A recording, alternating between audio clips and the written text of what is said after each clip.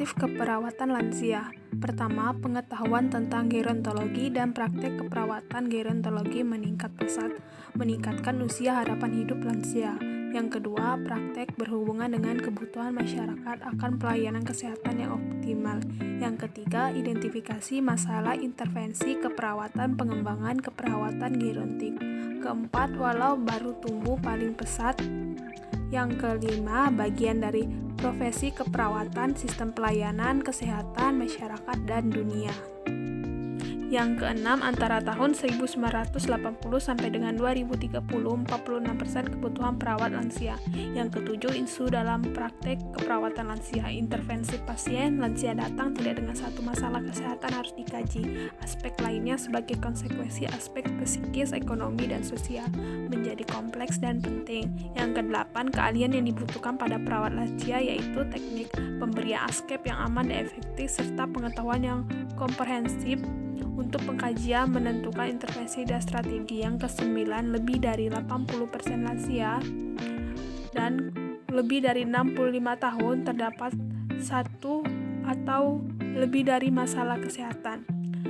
Yang ke-10, 3 kasus utama yang menyebabkan kematian lansia: jantung, CA, dan cerebrovaskuler. Perubahan memudahkan stresor. Lansia memiliki proses penuaan. Terdapat 3 perubahan, yaitu perubahan fisik, psikologis, dan sosial yang mengakibatkan stresor. Penduduk dunia menua dengan cepat. Laporan itu merekam setiap detik terdapat 2 orang berulang tahun ke-60 di dunia, atau 58 juta setiap tahun. Hari ini, 1 dari 9 orang di dunia adalah lansia.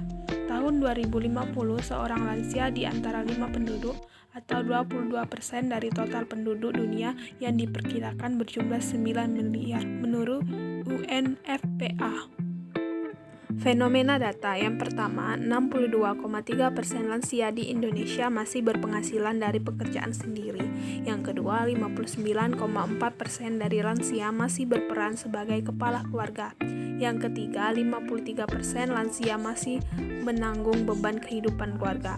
Yang keempat, hanya 27,5% lansia mendapat penghasilan dari anak atau menantu.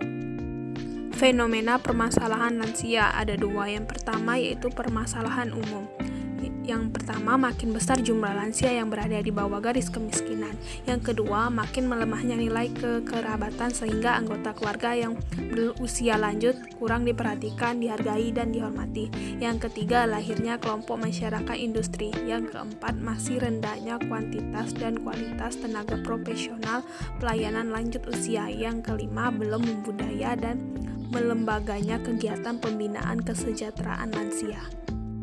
Yang kedua, permasalahan khusus. Yang pertama, berlangsungnya proses menua yang berakibat timbulnya masalah baik fisik, mental, maupun sosial. Yang kedua, berkurangnya integritas sosial usia. Yang ketiga, rendahnya produktivitas kerja lansia. Yang keempat, banyaknya lansia yang miskin, terlantar, dan cacat.